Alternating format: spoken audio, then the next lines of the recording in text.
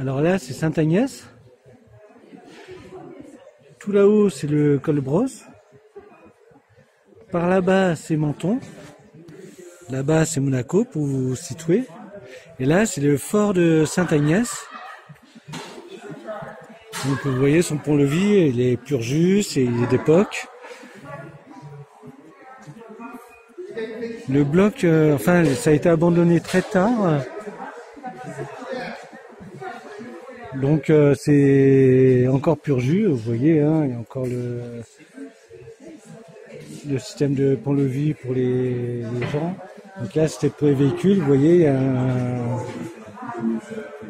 un cheminement de rails pour faciliter le transport des munitions. Pour vous représenter le fort de Sainte-Agnès, il est sous la montagne, il fait toute la montagne en fait.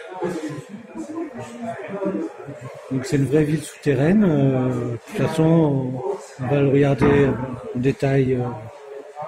Bon, on ne pourra pas tout visiter, je pense. Bon, j'arrive pas à avoir l'image. Je sais pas pourquoi. Là, c'est tout flou. Ah, c'est la première fois que je me fais ça. Non. Vous voyez, c'est quand même très étendu. Là, l'entrée est là, le parking il est là. Et là, c'est tout le village qui est de ce côté-là.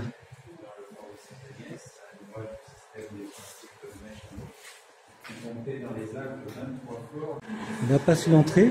Voici les fameux wagonnets.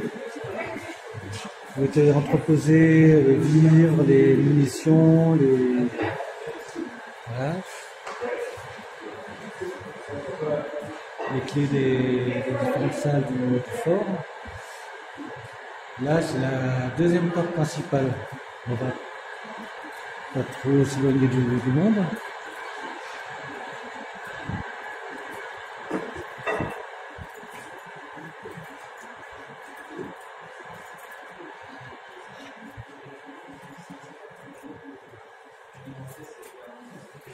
La cuisine.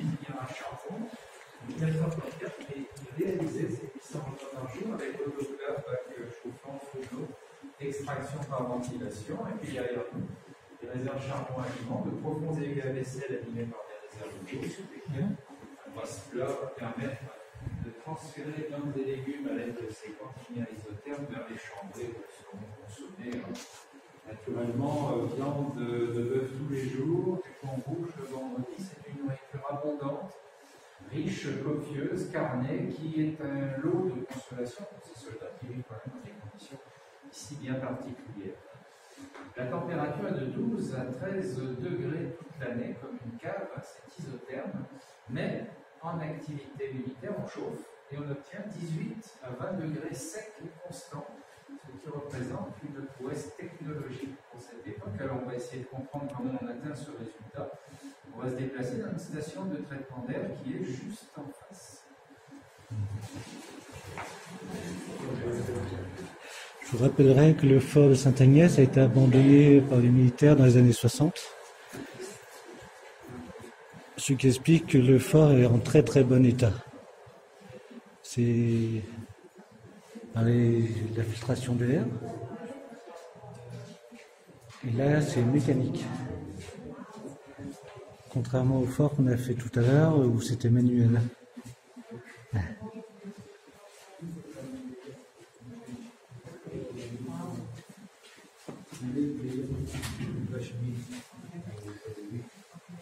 Nous sommes dans une station de traitement d'air et de neutralisation. Alors on en trouve une dans chaque bloc de combat. Elle a deux fonctions. La première étant d'aspirer l'air depuis l'entrée du fort par une conduite au sol à l'aide de turbines au fond de la salle. La conduite depuis l'entrée du fort arrive jusqu'à nous sous ces dalles ressurgées. Vous la voyez se diviser en deux parts égales. Donc de chaque côté de la salle, on a monté en série des filtres à charbon actif. Le charbon actif a la faculté de fixer, de neutraliser toutes les familles de gaz de combat que l'on connaît à l'époque, les familles arsénées, les familles hypérites également. Neutraliser, cet air revient par le haut de la structure et passe dans un échangeur thermique. Ce boîtier, en effet, permet un double apport latéral en eau chaude sous pression et un circuit fermé des serpentins par chaud à l'intérieur de l'échangeur aux fins de chauffer l'air. Cet air chaud est transféré par ces tuyaux vers le fond des galeries et là il est libéré par surpression. Alors on a deux avantages à cela. Le premier c'est de chasser le CO2, l'air vicié généré par la troupe à l'intérieur du fort, mais aussi empêcher l'humidité naturelle de la roche de pénétrer les volumes. L'eau chaude venant chauffer l'air est en fait une eau de recyclage. C'est l'eau qui permet de refroidir les moteurs diesel de la station électrique. En fonctionnement, à la sortie de l'usine, cette eau est à 60 degrés. Elle ne va pas être gaspillée. On va la recycler pour chauffer le fort. Donc on va quand même dire que c'est de la cogénération. Et les plans sortent, le concept sort en 1923 tout de même. C'est extrêmement avant-gardiste tout ça. Alors on va aller à la rencontre de l'usine électrique, bien sûr.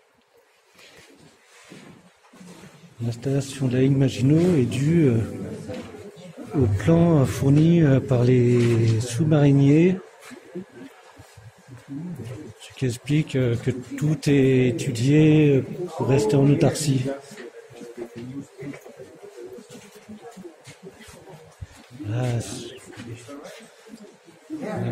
Voilà, le même moteur qu'on a vu tout à l'heure, mais x4, tirant beaucoup plus de chevaux. La centrale électrique du fort, dans tous les forts de la ligne Maginot, vous avez une centrale électrique autonome. Ça ne veut pas dire qu'il n'y avait pas d'alimentation filaire extérieure, il y en avait, mais elle nous dit que c'est pas segmenter, évidemment, couper ces câbles au moment du conflit. L'usine électrique ici est dotée de moteurs diesel de marine, des moteurs lents qui vont tourner à 600 tours minute, 4 cylindres en ligne, 100 chevaux diesel avec de gros alternateurs Alstom. Ils vont dispenser un courant alterné 110-120 volts et le triphasé. On a aussi un compresseur devant nous qui va remplir les bouteilles d'air comprimé pour démarrer ces engins dont les gaz d'échappement seront détendus dans des chambres spécifiques sous les planchers métalliques, et puis les fumées, avant qu'elles ne sortent côté ouest, elles passent dans un aéro-refroidisseur. C'est un appareil qui va les rendre invisibles à la sortie ouest. Derrière le mur de droite, on va trouver en réserve à peu près 3 mois d'autonomie en gasoil, en huile, en eau, comme un sous-marin. On aura compris qu'ici, on a pensé presque à tout. Et quand on voit dans quel détail on va pour chercher des éléments importants, on peut s'étonner du coup que l'isolation phonique en façade n'existe pas. Or, 120 décibels se dégagent allègrement et viennent être extrêmement agressifs à l'endroit des hommes qui vivent ici. Si on y ajoute d'ailleurs les odeurs d'huile et de gasoil très tenaces, on est comme dans un sous-marin. Alors, je vais vous faire écouter le bruit que fait le démarrage de ces moteurs. C'est une simulation en numérique, mais on a minoré volontairement de 30% les effets réels, pas trop effaroucher le public.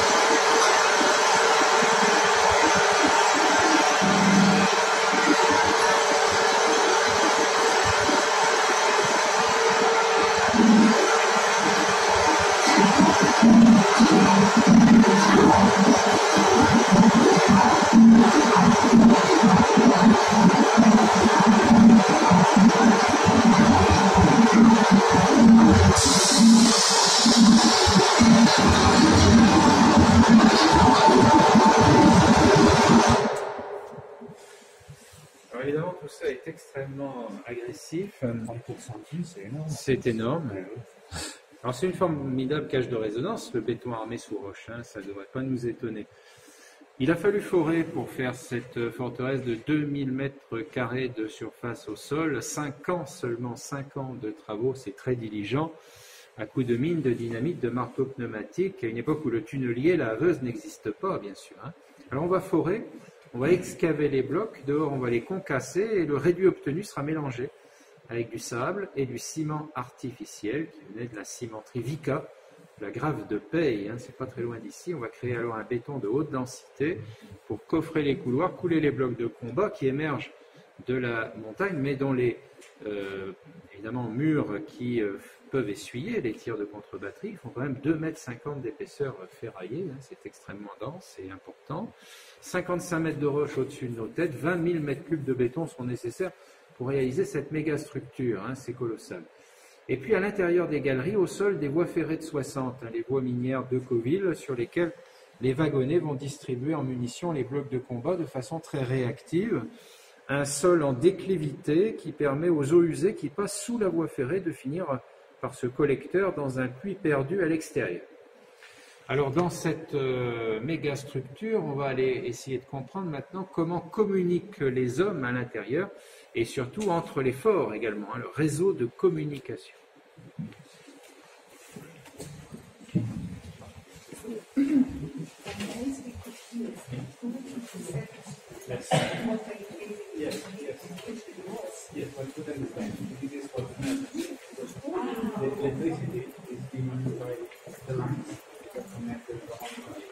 Je rappellerai que le ciment venait du coin, que les portes elles venaient de Nice et que les sanitaires, le système de sanitaire venait de Monaco.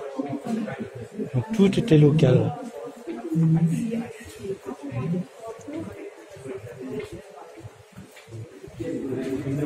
Seul les tabliers venaient d'Allemagne. On voit le poste de contrôle. Ah, je ne peux pas voir la lumière, dommage. C'est le poste de contrôle.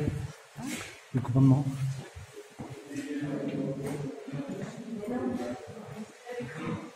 Tableau.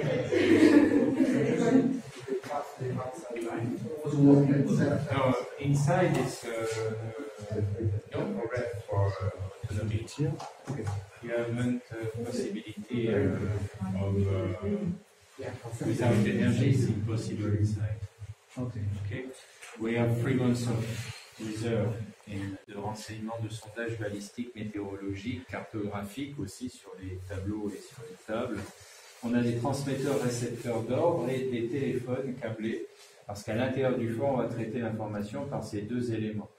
Pour l'extérieur, on va traiter par radio en onde courte ou par optique en morse à l'aide de l'héliographe. Alors c'est une lentille qui permet, avec ses volets comme le Scott de marine, d'animer d'informations morse les ouvrages entre eux, en plus de la radio en onde courte. Sur les superstructures des forts, on dispose de tourelles blindées équipées de fenestrons latéraux par lesquels on travaille au binoculaire, à l'épiscope ou au périscope, un sous-marin. Et puis à l'intérieur, le central radio qui est à l'entrée du fort va répercuter les informations, en particulier venues des avant-postes sur les confins, pour les offrir ici aux cartographes qui, eux, vont réaliser les coordonnées de la cible. Ensuite, par téléphone ou par transmetteur, ils vont envoyer au PC de bloc puis au PC de tir l'information précieuse qui, grâce à une table de conversion, pourra permettre de passer d'une information purement cartographique à un réglage balistique sur la pièce d'artillerie. Alors, il va s'écouler 3 à 4 minutes entre détection et réaction, ce qui est très diligent, et d'autant plus suffisant d'ailleurs qu'en face, l'ennemi italien, en l'occurrence, ne pourra pas organiser une attaque mécanisée sur la zone, parce que par nature, les Alpes sont extrêmement hostiles. Elles sont faites de vallons, de ravins, de contrepentes qui interdisent tout déplacement véhiculaire pour l'ennemi. Donc, situées 4 à 8 km à l'intérieur des terres, ces lignes défensives extrêmement efficaces, eh bien, verront venir, vous imaginez, 4 à 8 km en pied hostile, l'ennemi à pied, a le temps de réagir. Donc ça, c'est un élément qu'il faut retenir, parce que le scénario militaire franco-italien dans les Alpes n'a strictement rien à voir avec le scénario franco-allemand dans le nord-est. Et pourtant, c'est dans les deux cas la ligne Maginot. L'une est en plaine et contournable par la Belgique, l'autre est dans les Alpes et incontournable. Donc à partir de là, c'est très compliqué de gagner une bataille. Forcément, les Français allaient gagner ici. Alors l'appareil, on dit un mot dessus parce qu'il a un ancêtre anglais. On a mis au point à Liverpool au 19e siècle en bronze, qui était circulaire. Donc le volant sur la tranche, monté sur pied, qui, sur les navires de surface, les paquebots ou les navires marchands permettaient aux marins, en fait, entre le pont et la salle des machines, eh bien, de communiquer, voilà, sans avoir besoin de bouger. C'est un élément qu'on reconnaît facilement dans les musées de la navale, dans certains films encore aujourd'hui. Voilà, alors l'aiguille rouge donnait les ordres et puis l'aiguille noire donnait la réponse des artilleurs à l'autre bout, qui avait le même boîtier. Donc si vous confondiez la noire sous la rouge, vous confirmiez le tir d'un système à impulsion électromécanique par câble avec un redresseur de courant. Un système tout à fait remarquable. Voilà, donc on est vraiment dans le cerveau de la dissuasion et de la réaction du fort ici. On va maintenant s'interroger quant au quotidien des soldats en immersion. Si vous ne pouvez pas sortir du fort, votre vie à l'intérieur est assez différente de celle que vous auriez eue si vous aviez pu être à la caserne plutôt que dans le fort. On va expliquer tout ça. Donc on va repartir dans la galerie mère. Cette source est abondante toute l'année, elle n'est jamais qu'à quelques kilomètres du fort en amont. Donc par loi de gravité et ses fonds, l'armée a installé à la source des conduites souterraines. Et l'eau arrive ici très facilement. Alors le stockage est à hauteur de 90 000 litres renouvelables, stockés dans de très grosses cuves qui se trouvent derrière, au fond. Et puis devant, 2 cuves de traitement avant usage. La pastille rouge indique qu'on va d'abord décanter l'eau pour soustraire le calcaire, prendre l'eau douce, finalement. Puis ensuite, on va la carboflorer à droite, ce qui va permettre d'anticiper la présence de toxines à l'intérieur et de neutraliser. Alors, des jauges de mesure pour les niveaux de cuve, une vidange pour le trop-plein, des pompes électriques qui assurent la pression dans les conduites. Finalement, le fort, l'eau courante, il la connaît dès 1935, quand même, c'est-à-dire plus de 30 ans avant le village. Quand on a construit le fort, on a construit des casernes aussi, juste en face. Ça avait le mérite de faire un turnover de la troupe, puisqu'en temps de paix, on passe les 8 heures de service dans le fort, et puis les 16 heures restantes s'effectuant à la caserne. Alors on mangeait à la caserne, ou bien dans un foyer cantine au sud du village, ou bien au mess pour les officiers, l'actuel restaurant Le Rigui, et puis on dormait à la caserne. C'est seulement quand Mussolini a déclaré la guerre à la France, évidemment en juin 1940, le 10 juin 1940, que les équipages en alerte se sont verrouillés à l'intérieur et n'en sont ressortis que 15 jours plus tard, au moment de l'armistice effectif du 25 juin 40 à minuit 30. Donc pendant 15 jours et 15 nuits, ces hommes sont à l'intérieur. Comment vont-ils faire pour dormir, manger, se laver leur linge et le sécher? On va voir tout ça.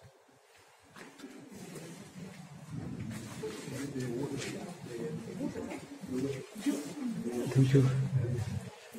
Les réserves d'eau. Vous voyez, hein. Ouais.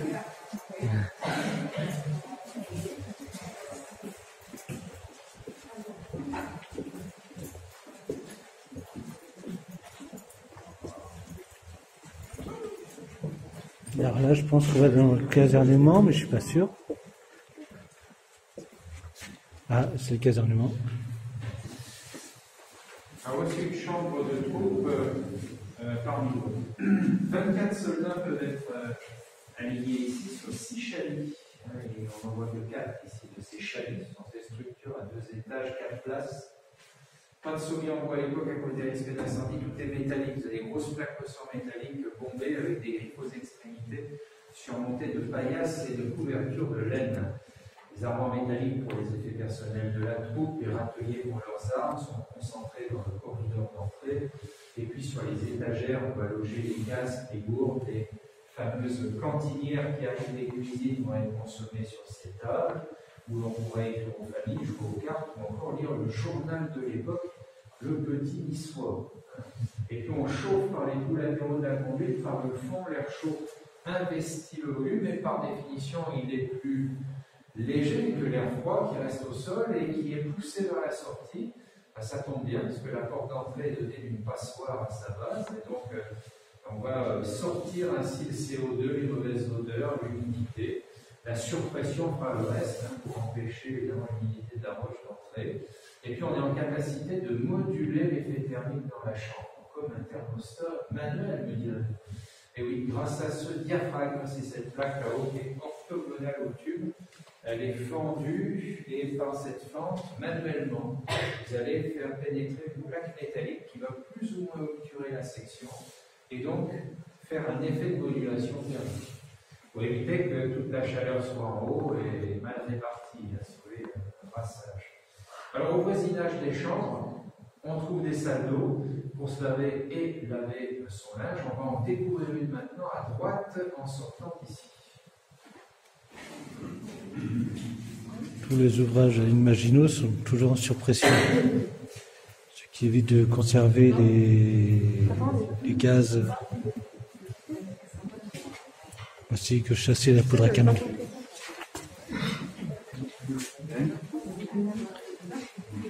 Ouais, d'abord, là qui se lavaient, qui lavaient leur linge. Alors nous voici dans une salle d'eau. Alors on ne voit pas de douche, il n'y en avait pas dans les ouvrages alpins Maginot. Par contre, des tablettes surélevées pour les savons de Marseille, les rasoirs, les blaireaux, les serviettes, les miroirs individuels, les gants de toilette. Car au robinet surélevé, on peut se raser, on peut se laver les cheveux, on peut se laver entièrement le corps, au gant de toilette au centre de Marseille. Et puis vous avez ce plan incliné qui permettra d'y faire la lessive aussi. Donc le linge pour les uniformes qui sont assez épais, vont sécher sur les gros tuyaux d'air chaud. Les chemises, les caleçons, les chaussettes, vous avez des petits étendoirs au fond, des égouttoirs, évidemment. D'autres chambrées voisines avec la salle. L'intérêt, c'est de comprendre aussi qui sont ces équipages, d'un point de vue social, sociologique. Alors, 20% des équipages sont constitués de soldats d'actifs venus de Nice et Marseille, des professionnels, mais 80%, finalement l'essentiel, sont représentés par des troupes de seconde réserve, c'est-à-dire des hommes de 30 à 40 ans, issus des localités environnantes et qui, il faut bien le dire, possèdent des habitats qui ne sont pas dotés d'eau courante ni d'électricité, pas plus que de VMC ou de tout à l'égout. Par ailleurs, ces hommes n'ont pas l'occasion chez eux tous les jours de manger riche et carné et abondant. Donc, ils arrivent ici, ils sont très satisfaits des conditions de vie qu'on leur offre et c'est presque du Jules Verne finalement pour ces soldats. Alors, il n'y a pas de risque de mutinerie non plus parce que ce sont des familles qui sont proches et qu'ils peuvent voir fréquemment. Le territoire, c'est le leur, ils ont à cœur de le défendre et puis ils le connaissent bien. Donc, il y a quand même quelque chose là qui correspond à une vie beaucoup plus facile et fonctionnelle qu'elle ne l'aurait été dans le civil. Donc, bien retenir cet élément. Tout va bien ? Donc les 80% qui sont venus, c'est un peu les volontaires quelque part. Oui, alors ce sont pas vraiment des volontaires parce que dès lors que ce sont des réserves, elles sont appelées. D'accord. Elles sont appelées et ce sont des hommes qui auront été préparés, entraînés. Et voilà, on n'aura pas finalement de soucis quand on fait le bilan sur ces équipages de forteresse. Alors par contre, les Italiens, puisque quand on a évidemment un conflit, il y a des belligérants, donc les Italiens, eux, qui vont nous attaquer, ne seront pas ceux qui auraient dû nous attaquer, c'est-à-dire les frontaliers, les cousins ligures, piémontais, valdôtains. Ils n'attaqueront pas parce qu'ils vont être remplacés. Mussolini n'a pas confiance dans ces hommes, il y a trop de connivence sur les confins. Il fait transférer des troupes venant de d'autres provinces d'Italie et des troupes de chemises noires et de Arditi. Alors ce sont des fanatiques, mais ils ont plusieurs inconvénients. Le premier, c'est qu'ils ne connaissent pas, pour ne pas dire autrement, une grande méconnaissance du territoire et puis une très grande impréparation au combat en montagne. Par ailleurs, ils sont très mal équipés. Ils ont de très mauvaises chaussures. Alors, dans les Alpes du Sud, ça ne va pas avoir une incidence particulière en juin 40, mais dans le Mont-Cenis, vous aurez encore beaucoup de neige et vous aurez des combats prolongés dans la neige. Alors, si vous avez de mauvaises chaussures, c'est le cas des alpines, eh bien, vous aurez des membres inférieurs gelés au combat. Et il faudra donc les amputer. Donc, ce sera le cas de plus de 400 jeunes alpins italiens. C'est pas anodin cette affaire.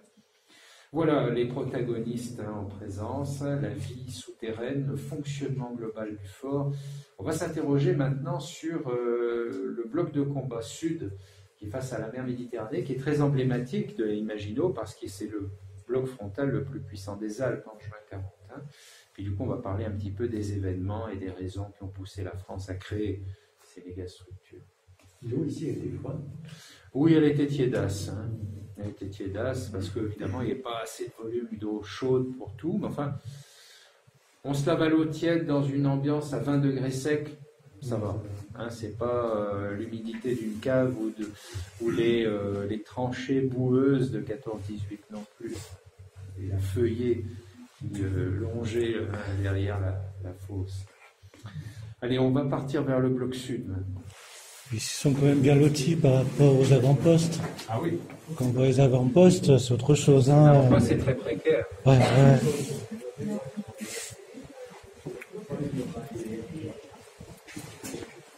Alors, on va redescendre jusqu'à la centrale électrique. Oui. J'éteins derrière vous. Le génie est de l'artillerie. Alors, c'est un lieu où on va retrouver des perceuses à colonnes, des fraiseuses, des tours, des pièces détachées de rechange. Et puis, l'idée, c'est toujours la même, finalement. De jour comme de nuit, sans sortir du fort, on puisse pallier à tout problème. L'atelier est là pour ça. Il y a un piston, justement. Il y a le piston segment chemise. Du gros piston. Ah bah c'est le... Ouais, c'est le moteur des génies. Je travaille, et j'ai travaillé, ouais. Je suis un motoriste. Ah bah alors, c'est un régal.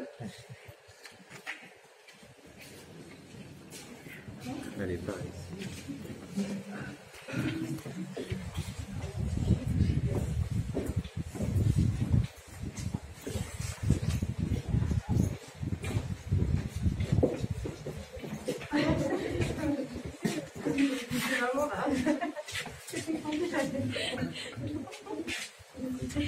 Alors je vous ai amené jusqu'ici parce que ce petit segment de galerie n'est pas coffré, du coup la roche vive apparaît, une roche calcaire dans la région, et puis on voit du coup le travail consenti par les sapeurs mineurs pour forer, dynamiter, sans doute ensuite bien sûr excaver, et puis coffrer. Oui. Alors après la grille, vous avez à peu près un boyau de 100 mètres linéaires de galerie en béton, puis un puits de 20 mètres avec une échelle qui débouche sur le bloc sud-est d'infanterie qui est derrière le restaurant Le Rigui.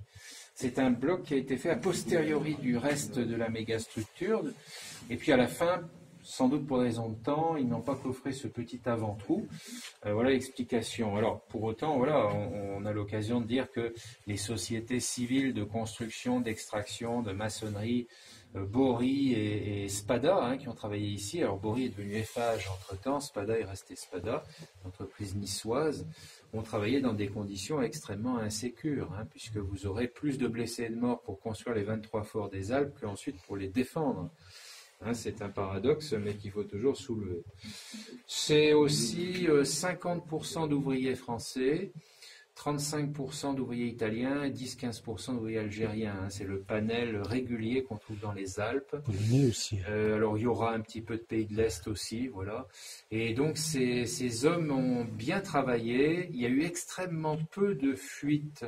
Je ne parle pas de fuites au niveau du fort, mais de fuites d'informations. On aurait pu penser qu'avec des Italiens... Bon. Mais il se trouve que ce sont des familles qui ont migré dans les régions des Savoies, du comté de Nice, bien avant l'arrivée de Mussolini, dès le XVIIIe siècle. Ces hommes ont besoin de travailler, ce sont des chantiers de 5 ans, 6 ans, 7 ans. Ça permettait de faire bouillir la marmite des familles, comme on dit. Et ça a été construit entre 32 et 38. Celui-ci, oui. Celui-ci, le fort prototype de Haine Maginot est créé en 1928 dans notre département. D'ailleurs, le fort de Reims-la-Madeleine, au confluent de la Tinée et du Val-de-Blore, vous avez le premier fort de tous les forts de Haine Maginot. Et ensuite, se succèdent tous ces ouvrages dans les Alpes et puis après dans le nord-est de la France. Voilà, donc on a là quand même dans les Alpes-Maritimes des éléments intéressants quant à Haine Maginot, puisqu'on nous a souvent parlé du nord-est de la France. Sachez qu'elle naît chez nous. Dans les Alpes du nord-est. Oui, alors voilà. Donc vous découvrez ce segment, bien sûr. Déflagration, c'est-à-dire qu'en état d'alerte, vous fermez les 3 portes, vous augmentez considérablement la pression dans le bloc, plus que vous ne le ferez de l'autre côté. Parce que du coup, ce différentiel fait étanchéité ici sur place, et en plus favorise dans le bloc l'évacuation des gaz et des fumées des activités d'artillerie. Si on ne le fait pas, 6 à 7 tirs suffisent à enfumer de façon extrêmement durable le bloc de bombe. Donc, il est mieux savoir maîtriser la force pressante Et c'était le cas. Alors en 1923, sur plan, sort le fort Palmé ou Araignée de l'esprit d'ingénieurs français qui voit dans le fort qui s'appellera plus tard Maginot la main humaine posée sous roche. C'est ça le fort. Dans la main la paume, la galerie des œuvres vives où nous étions à l'instant.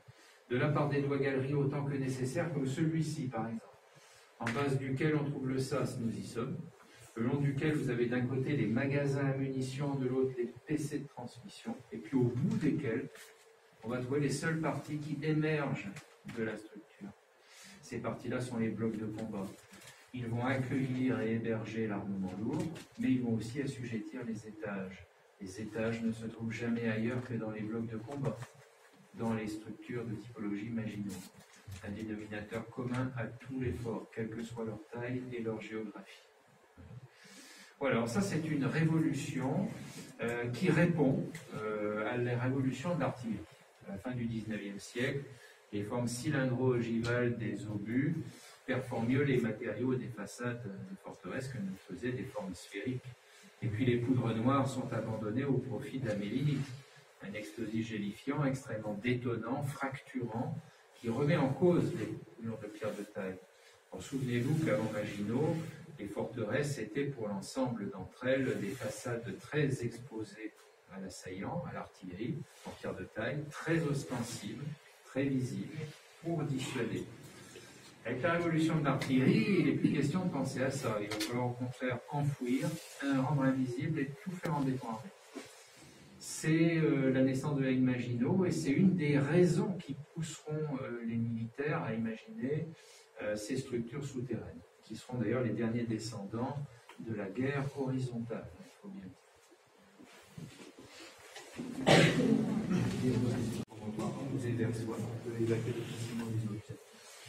Des toilettes qui utilisent déjà la soude à 10% pour accélérer la dégradation des effluents. Des toilettes qui utilisent aussi déjà du papier biodégradable, rendez-vous compte. Et des urinoirs qui étaient séparés des latrines. Il fallait toujours d'abord uriner pour ensuite aller aux latrines, parce que malheureusement, quand on urine sur de la soude, eh bien, ça donne des réactions chimiques extrêmement désagréables pour les usagers. Par contre, ce qui n'était pas prévu, c'est que l'urinoir soit dans le couloir. Normalement, elle est dans le bloc sanitaire. Voilà, évidemment, pour des raisons techniques, ils n'ont pas pu, donc ils l'ont mis là. Et du coup, évidemment, c'est très convivial.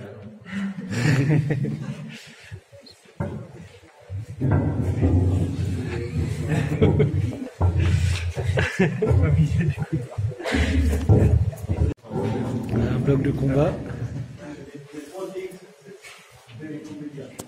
Alors nous atteignons maintenant la zone casematée, la zone de défense sud.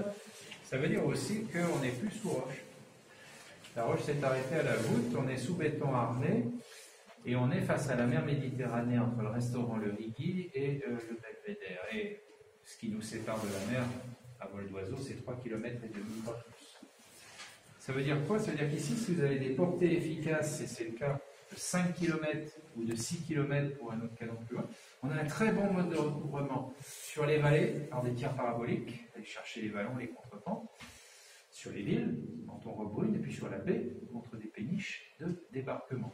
Alors on utilise de la munition semi-encartouchée 75 mm, qu'on utilise sur ce modèle de 1931, c'est un canon obusier qui utilise un volet précurseur, réglaise graduée, manivelle pour hausser ou baisser le fût sur la rotule d'embrasure et pour modifier le socle latéralement sur une crémaillère et un hélicycle à roulette. Dès lors qu'on aura nourri la pièce d'artillerie en chiffres de réglage, bien sûr, ça arrive par téléphone ou par transmetteur, vous avez la table de conversion, vous réglez la pièce et vous tirez. Mais quand vous tirez, seule l'ogive part avec sa fusée. La douille, corps propulsif, est recrachée par la culasse, ricoche dans le bouclier. Dessous, vous avez une gaine métallique suivie d'un toboggan métallique. Votre douille, chaude et évidemment fumante, va descendre les 2 étages vers le silo où elle sera accueillie pour refroidir. Les tirs se font par 6 ou 12 coups en cadence. On peut aller jusqu'à 12 coups minutes sur cette pièce, c'est pas mal. Et évidemment, le bruit dégagé, c'est à peu près 130 décibels. Alors, c'est extrêmement agressif pour les oreilles. Le casque anti-bruit de l'époque, c'est un casque à oreillettes de cuir et les bouchons de cire pour les oreilles. Et puis, vous avez que 50% de protection de l'oreille. Alors, vous avez à peu près dans le meilleur des cas des acouphènes et dans le pire des hypoacousies, hein, qui vous conduiront donc à la surdité définitive. Voilà, ça c'est un élément à retenir. D'autant plus qu'ici, il y a dû y avoir des sourds parce que 1800 coups en 3 jours tirés, ça a le temps de créer des problèmes dans les tympans. Eh bien, il présente l'intérêt de nous faire comprendre qu'il y a 4 étages ici, hein, quand même. Alors, l'étage supérieur était consacré aux optiques, hein, puisqu'en Morse, on va informer le Cap Martin ou le Montagel d'informations importantes. Et puis, vous aviez une mitrailleuse et un lance-grenade. L'étage où nous sommes, eh bien, les pièces d'artillerie lourde, les 75 ou les 135 un peu plus loin, les tourelles à périscope et les mitrailleuses. Et puis, dans l'étage inférieur, vous aviez une sortie de secours, une réserve à roquettes, 2 mortiers de 81 mm que vous pourrez ensuite aller voir, et une station de traitement d'air. Et enfin, tout en bas, au niveau -3, hein, les silos de dégazage qui perdent les douilles vides. Alors, le fort, là, je l'ai dit, hein, a tiré 1800 coups en 3 jours, entre le 22 et le 25 juin 1940, juste après les accords de Rotonde, parce que finalement, au moment des accords de Rotonde, Hitler fait post-dater l'armistice de 3 jours pour faire plaisir à Mussolini, qui jusque-là, il faut bien le dire, n'a pas pris 1 cm² dans les Alpes, hein, entre le 10 et le 22. Et c'est là qu'il va porter vraiment massivement ses attaques sur le bassin mentonné, Mussolini, du 22 au 25. Il a tout intérêt à faire tuer un maximum de combattants, hein, parce que comme ça, au moment de la négociation d'armistice, sur la table, on va pouvoir mettre le nombre de morts. Hein. Les Italiens auront fait couler le sang pour plaire à l'Axe, hein, et aux Allemands. Et ça permettra, même en perdant la bataille des Alpes, parce qu'ils l'ont largement perdue, de nous confisquer des territoires en compensation. Hein. Parce que l'anthropologie du vainqueur le veut, leurs alliés allemands ont gagné. Donc, que voulez-vous, c'est ainsi. Et c'est comme ça qu'on aura une ville comme Menton qui n'a jamais été prise au combat, qui sera annexée, et de facto pendant 3 ans. Rendez-vous compte, de juillet 40 à septembre 43, la ville est italienne. Et la ligne de démarcation entre l'Italie fasciste et la France de Vichy s'effectuera à Robrune-Cap-Martin sur le pont de l'Union Carnelès.